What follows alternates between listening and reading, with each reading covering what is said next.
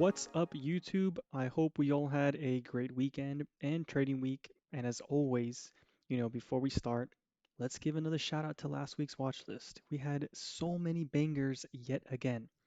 And I will say, coming into this week, reviewing the names over the weekend, it was a bit harder to find setups.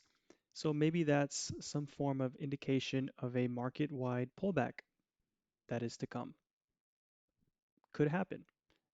But, as always, make sure you are subscribed so you never miss one of these weekly watch list videos. And a reminder to all of you, I want to release my YouTube series, My Method, Your Market, once I hit 5,000 subscribers. So please, please, please continue to smash that subscribe button so I can release all of this great content, education that I have prepared for all of you. I'm really excited about it, but I really want to hit that subscriber goal before I do. So without further ado, let's go ahead and get started. So first up on the list is ticker ADM, Archer Daniels Midland Company. No idea what they do, but I love the way this is developing. Again, a lot of my things you're going to start to see, as we've done a few of these weekly watch list videos, is that a lot of the setups tend to have some similarities, right? Because again, I've back tested for the last 3 years to figure out my model. What is a system that is repeatable and reliable, right? And so ADM fits a good chunk of that criteria. Let's go ahead and talk about it. So we have really nice buildup that occurs over here that then goes from this low to a very aggressive swing high. And you know that when I'm looking for these trends and when I'm looking for price delivery to continue and show me that the auction is still favoring the trend, I want to see those aggressive moves into new highs or new lows if you're trading downside. In this case, we are trading in an uptrend, and so I am using an uptrend as an example. And I really, really like it when, like, let's say this is low to high, and then this is the next leg, right? And I really like it, and I talk about this a lot. I talk about the staircase absorption analogy, is when price is starting to retrace, you start to compress it, right? You're engineering liquidity. You're not really creating any havoc. You're not really creating any obstacles for when price does return back into its original trend. It can just run pretty smoothly through. And so ADM fits a lot of that criteria because not only are we now redelivering into discount of our original impulse leg, low to high, you're also generating and engineering that liquidity, right? You're absorbing. You're not really creating any aggressive move up or down. Rather, you're kind of absorbing both buyers and sellers within a nice form of compression, right? That staircase analogy. And so what I like now is that we did deliver into the 50%. And so we did get a nice reaction out of it. Remember when I talk about, okay, price is coming back into your point of interest, right? This higher low. How is price delivering out of it? And so we had a really nice displacement candle. So now we have a really nice reference point here. We're going to mark this out. We have a really nice reference point for price to come back to and retest if it wants to come and rebalance, because we know that the way this displaced, a lot of times price can come back, rebalance, and continue in terms of the direction. So based off the context of this price delivery, we can anticipate that this holds. Now, because it does look like it could be in an absorption phase headed into earnings, there should be another scenario, right? We have our alternative. If this reference point does not hold on any kind of rebalance, or if we don't wake on the 4 or the daily, that's what I'm going to be looking at. There's going to be one more entry, and I do believe that entry comes somewhere within the 56 and 57.5 mark. So you maybe come for one more sweep down, and then earnings is the catalyst to kind of break out. So two alternatives that I'm looking at, reference point or the true discounted zone that lines up with your previous 52-week highs that is now established breaker. That does clean up a lot of those external lows. Next up on the list is IONQ, and this one's a little bit easier one. Basically, I'm going to use, so we have QUBT, established higher low, traded out, and we actually traded this one in the Discord at 8x trades. We also have RGTI. You see the similarities in both of them, right? Both of them aggressively displaced. So now, what IONQ once was the leader, we're now the lagger. So there's two ways that I can see this play out. You do have this potential gap that could prevent price from moving higher, and you could go into some form of compression stage, right? We know how this kind of likes to trade. You can go into these really long phases of price spacing, but you also have to consider this, right? This is consolidation that occurred all the way back to May. Months worth of consolidation, and we're now getting this breakout. And I do think if you do not reject here, IONQ is the lagger in this space. So ultimately, I would assume that IONQ trades up into that 80 plus and potentially even higher. Really nice, good build up. I do like how we came in here, took out this low. We went 3-1 on the 4 with a gap up now, having some really good delivery out of this. This wasn't really a true discounted zone, but how price delivered after taking a nice external is really appealing to me. Now we're at an inflection point because it's a gap down. Gap downs tend to support sellers, gap ups tend to support buyers. But we have a nice inside 4, and if we can continue to establish here, I do think IONQ plays catch up to the other two quantum names. Also good flow in this. So keep this one on watch. Again, just looks really freaking good. And I believe you were a rev week that did rebalance. So a lot of things to like here. Next up on the list is Delta Airlines. I have talked about this several times now, and I will talk about it yet again because it has not invalidated the structure. Now, granted, this does look like it's going to come down to earnings, so whether or not you want to swing through that or wait until after, it's really up to you. But we do have a nice established structure here. Swing low, swing high. This is our impulse and or expansion that continued the trend. And now, similar to what I just said earlier, look at how price is delivering. It's not really like any aggressive displacement. It's just very compressed in that staircase analogy again. And I like how in this entire, like if this is going to be the higher low, look at the internal buildup, right? So if earnings is the catalyst, this continues to just run right through everything. And even if you deliver lower, like if earnings gives you lower, you have a supportive gap still at your real discounted zone. So this can still be a scenario. And you have true confirmation above 58.78, I believe. Oh, this is not. Okay, there you go. Oops. 58.70 if you want true confirmation or if you want to wait for, one more deep dive into discount. This would invalidate for me if you get a daily close under 53.50. Still has a lot of the characteristics of things that I like. I love this internal buildup. Again, you did gap up and hold the gap, but if earnings is the catalyst and it doesn't give you an immediate push, I would assume that you get a real entry somewhere down here. Next up on the list is ARM, ARM, and this one is just really, really pretty. So exhaustion at lows that goes from this to this to this. So if I drag this down, structure changes, lower high, higher low, higher high. And you have that initial internal structural shift that when I take my swing low to swing high, look at how price delivers into discount and the aggression out of it. So this isn't a true discounted entry anymore. This is more now playing the momentum off of how price delivered from this set higher low. Because think about it like this. Remember, if this is the higher low, where can we still go, right? We're still looking to see if this is going to be a proper established swing low to now give us an impulse into new highs, which do target up into this gap. And this is also threatening outside month. So I really like the delivery here, and I honestly like ARM as long as we can stay above 146. So if you don't get the immediate break, you can get one more that dives down, you kind of consolidate, and then maybe break out.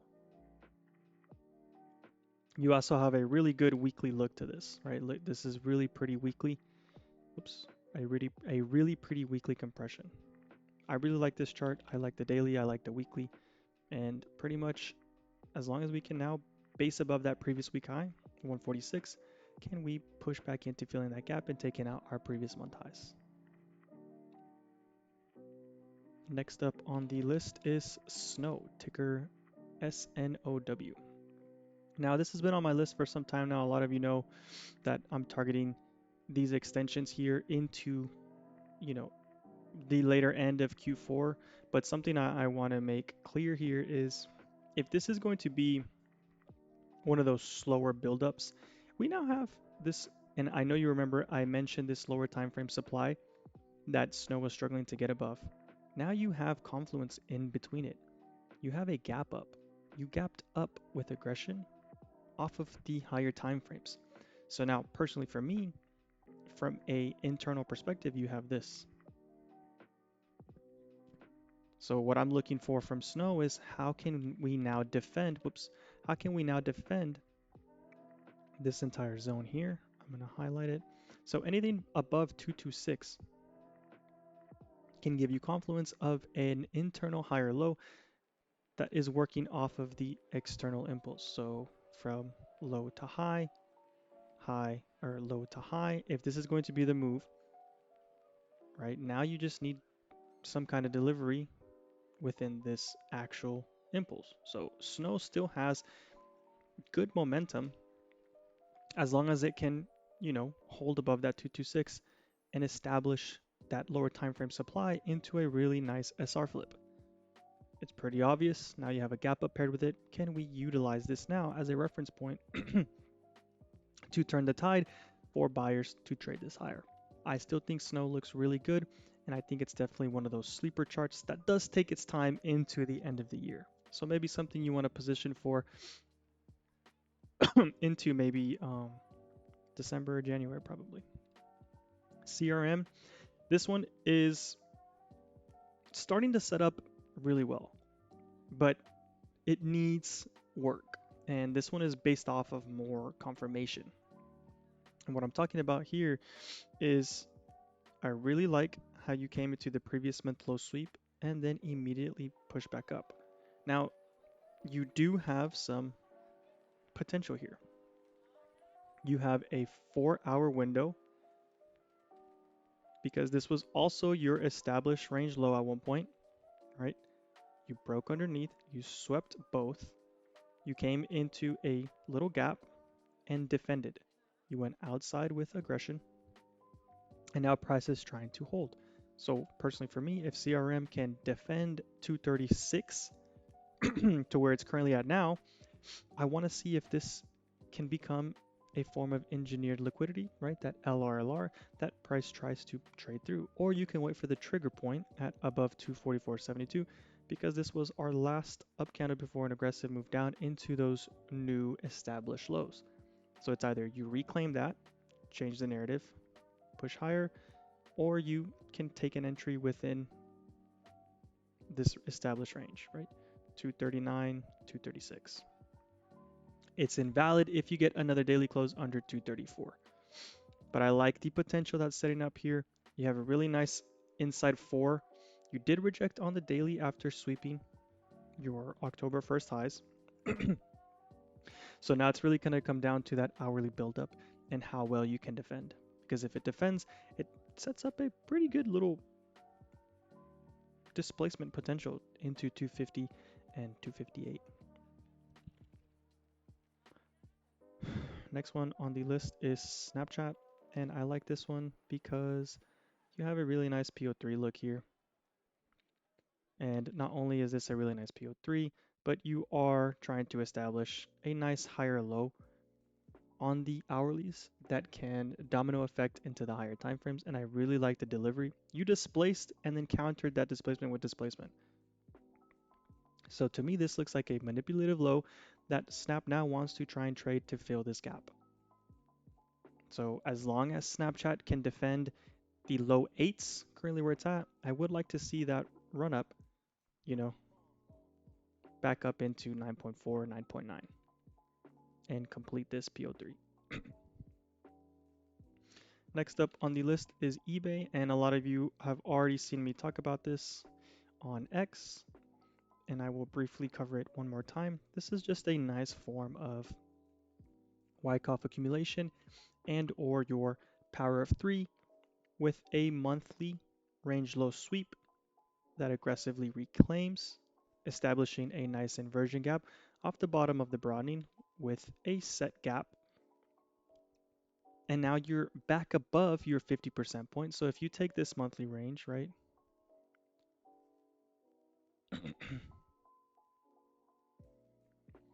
And here, okay. So you now are above the previous monthly 50% after sweeping. So now you're threatening an entire outside month. So what that means is broadening low to broadening high. That looks ugly. To broadening high. Manipulative lows that give you proper delivery back. You get the displacement and or your expansion, right? Power of 3. Accumulation, manipulation, distribution, AMD. It's a really good Wyckoff development here. I would like to see eBay pretty much defend this inversion gap or BPR, however you want to approach it. They're both the same thing to me, in my opinion. ICT traders are probably going to hate me for saying that, but it's literally just price action.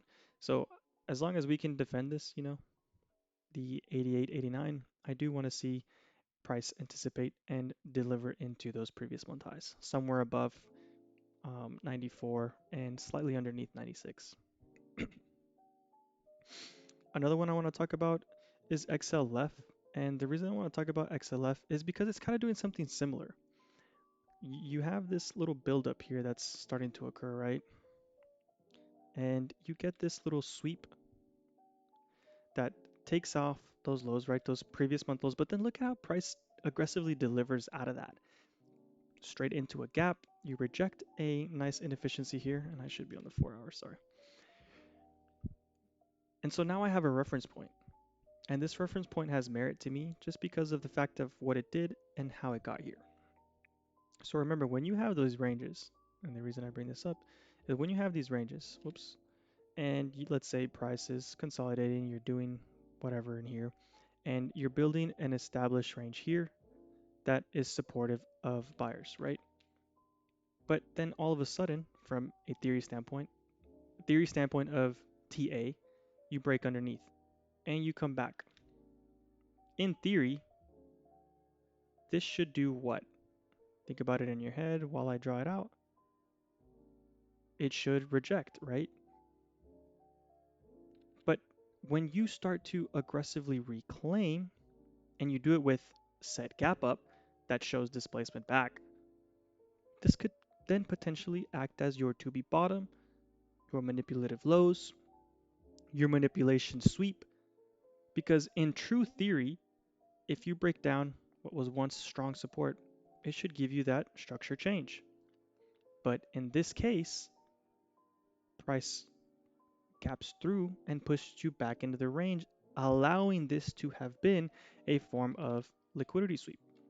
So going back to this XLF example, this has that very well potential. Now, one thing you do have to notice is what if we just came back into a lower high? So coming in to annotate this, look at where we reject. Push up, swing high to swing low. So now what I'm looking for on XLF is how well is this reference point going to behave? So within this window here, the gap up and the displacement candle, I want to see how price, let me find, sorry, I need to find the, dang, where's my, is there, okay, I'll just do this. I want to see how well it behaves. Can we use it now to potentially establish a inverse head and shoulders on the lower time frames that then trades up higher? So this one is very dependent on how price reacts in between 53.70 and 53.30, because depending on how price starts to build here, it could set up the narrative of, hey, XLF is about to try and break out again. So keep an eye on your XLF names. JPM looked really good when I was last looking at it, so maybe that's one you want to pay attention to. Next up on the list is Novavax. Healthcare has been hot. really hot. Novavax just came through and filled a gap, right? After displacing through. And the reason I like this is because price has not finished its impulse. I talk about impulses because I'm trying to anticipate the direction of order flow. Low, high, low. Price still wants to continue into those highs, right? And so the development now is from the internal structure. Remember, you can have your swing low, swing high on a weekly, and then it can do different stuff within the daily and the 4 hour. The daily can then have different stuff in the 4 hour. The 4 hour can then have different stuff on the hourlies, right? So based off this weekly transition, this weekly impulse, I'm still trying to anticipate Novavax into those 10.7 and plus. And now you just have this along the way within the daily, and then you have something within the 4 hour. But the overall structure has not changed. So I still think Novavax, excuse me, is still trying to set up for those new weekly highs, clean up the higher low into higher highs. And it really just comes down to, okay, do we get any more entries within high eights, low nines to then redeliver us back into that? So this is just pretty much a continuation of the overall trend. I just now like the development of this daily and how we're trying to defend this reference point that did displace through those gaps. So is price now going to go through that build phase where you kind of just balance out and then break out, because Novavax does kind of like to trade in that way. So the same thing will be applied here for this one is AMGN. They look very, very similar. You just completed an LRLR. You went from low, lower, high, lower, low to higher, high. So if this is going to do something similar, I would anticipate a sweep that then trades to all-time highs. Don't really need to spend too much time on this as it is similar to Novavax. We're looking for an aggressive sweep that takes out our externals and maybe retest a previous breaker, previous high. Then we have Visa.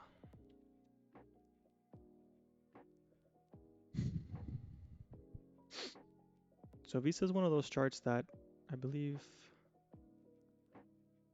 oh, I'm not even on the right one. There you go. So Visa is one of those ones that it doesn't have to do this, but this one is pretty clean. Low, new high. Look at that staircase compression analogy. Look at how price is just absorbing. You're not really getting anything clean. This is a form of engineered liquidity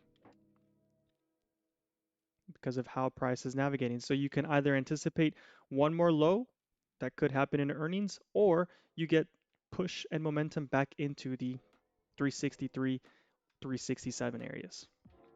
You do have some daily displacement, but you failed to take out that previous month high. So you could get one more exhaustion low that creates a three driver pre-ER that then breaks out. Doesn't have to because the daily is showing some promise here. I just don't like that we pushed through those previous month highs and wicked back down, putting us at risk for a potential third driver.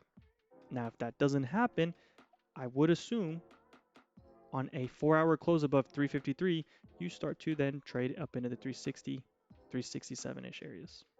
Really nice chart. I like the higher time frame buildup. Looks really good for a OTE LRLR type break.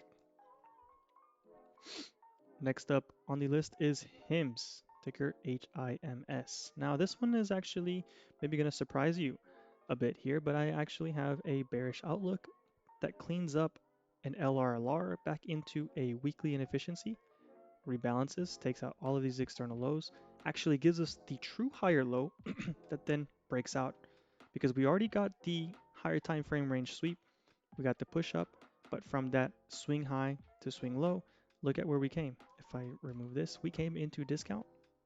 And not only did we come into discount of the lower high, we engineered liquidity to do it.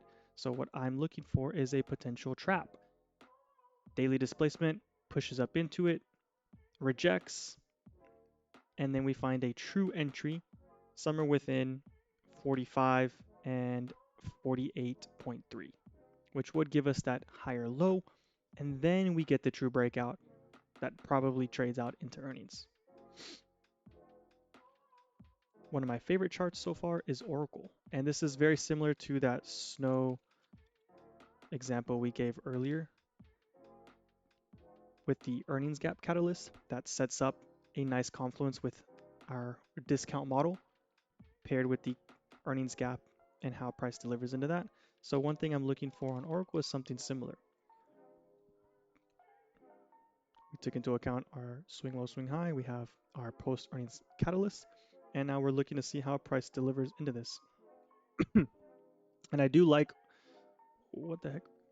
I do like Oracle because of the confluence that exists here. It's a breaker paired with your golden pocket. So if Oracle does not hold 283, I would like to see delivery of price somewhere in between 257 to about 272. So about a $12 window. Obviously, you grab time on this since earnings aren't all the way out until December, but could be a lot of similarity to Snow and how a lot of these earnings catalysts do paired with our golden pocket. I really like this chart, and I would like to get that entry somewhere within this gap test. Next up on the list is ACHR, and I literally talked about this one a while back when price was in the low nines, high eights. It's finally trading out the way we anticipated. Now we have weekly delivery. This is beautiful, beautiful displacement out of our discounted zone after a nice sweep. So what I'm looking for now is, do we either peak above our range 50%, establish a higher low and break out, or do we get some form of weekly retest that then trades up into 13 plus? And you can see how that engineered liquidity comes into play, right? When you have these tight form of absorptions where price isn't really giving you crazy obstacles to get through, look at how price just runs through it. So we're looking for that gap completion that then maybe fails and you establish a higher low and you trade out, or we're looking for scenario 2 where you retest that weekly inefficiency into a supply and then trade higher. Both outlooks do have higher into end of November, early December. So maybe position yourself for that. But really pretty weekly and showed no signs of slowing down even when the market was struggling. Probably another one of my favorite charts is DE, Deere and Company. I really, really like this chart because of the confluence. You literally, price literally accumulates until it distributes for like literally, what is this? 2 months, you get the breakdown, but the overall breakdown could be a false narrative because swing low, swing high. Now we finally came into discount, and this discount is paired with a really pretty daily OB. This OB has merit because it created the breakout with the retest into those new local highs. And this is now showing signs of reversal. So let me tell you why. So you have that confluence, you have the weekly higher low established into the golden pocket. We're still within discount, but now you have an inversion gap that created those new broadening lows, and now we have risk reward with confirmation. Literally now, all John Deere has to do, or not John Deere, Deere and Company has to do is literally stay above 455. If we can develop above 455, I anticipate DE to run through 483 and potentially higher. So this is definitely on my radar. It's one of my favorite charts right now, just due to the fact that we actually wicked really well. Sorry, I had to sneeze. We actually wicked really well, and I like how we wicked from true discount. So definitely keeping an eye on John Deere. I do think this is going to get a bounce pretty soon. Notable mention is Eli Lilly. I know you guys know I mentioned this monthly manipulation chart back when Eli Lilly was in the 730s. We talked about how this could be the low for a really long time. When we manipulated, we talked about the price action here in the 730s, and now I'm just pretty much giving you a refresher. We reclaimed a higher time frame pivot, and we did it with weekly, monthly. All time frames are aggregating, and they're aggregating really, really aggressively. So for me personally, anything in between 760 and where it is now is a buy if you get a retest. And I think this is going to pretty much get a multi-month breakout back into 930, 950 areas. And again, we talked about this really, really low. I told everybody in 8X to continue to buy Eli Lilly. My brother owns a bunch, and it's breaking out beautifully. Monthly manipulation lows that wicked and hammered, and now you're getting multi-time frame aggregation. Don't sleep on Eli Lilly into end of year. Another one is ROKU, and this one's based off of a higher time frame base here that you've kind of struggled at for a long time, but you're showing really good promise.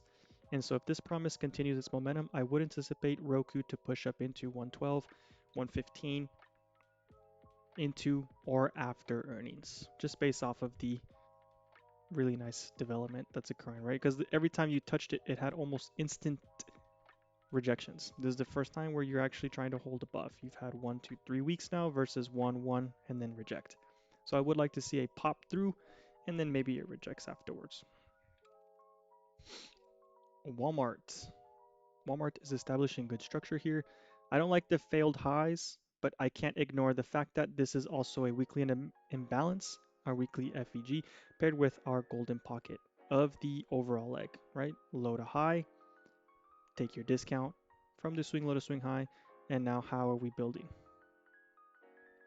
I think as long as Walmart can defend 98 through 100, that $2 window, you get a $6 to $8 push higher.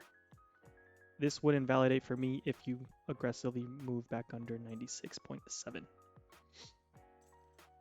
And last but not least, another notable mention, we are in a November swing. We are up over 100%. We have 2 months to go. And I just want to reiterate, how important it is. Like, look at the model here. Low, high, higher, low. What comes after a higher low, higher high? Trend is intact. And we did this with a gap up that literally closed at high of day. And when I reference the weekly, look at this huge base, guys. Huge base paired with weekly displacement off the internal higher low. I think OSCR is going to, again, now you have a reference point. If you push back into it, look for a window of opportunity in between 19.3 and 21 if you're not already in it. But if not, this is going to give you that straight push up into, personally, in my opinion, high 23s, 24, 25 area. It's looking really, really good. So definitely don't sleep on this. The momentum is still there, especially with how the candle closed. I would love to see continuation up into those previous established highs. We are at my 30-minute mark. I covered a little bit more names today, kind of went through them a little bit quickly as you all start to get more familiar with how I trade. A lot of these things are going to become really repetitive, and you're pretty much going to already know what I'm going to say for each one. So that concludes our watch list for this week. You know, as always, I do these videos to hopefully paint a new light in how you can see price action. Again, reminder, all I ask is for your support by subscribing. Let's really get to that 5,000 subscriber mark by the end of year or early next, so I can start to release my educational content series that I have in store for y'all. So share my page with all your friends, like, comment, subscribe, and I'll see you all next week. See ya.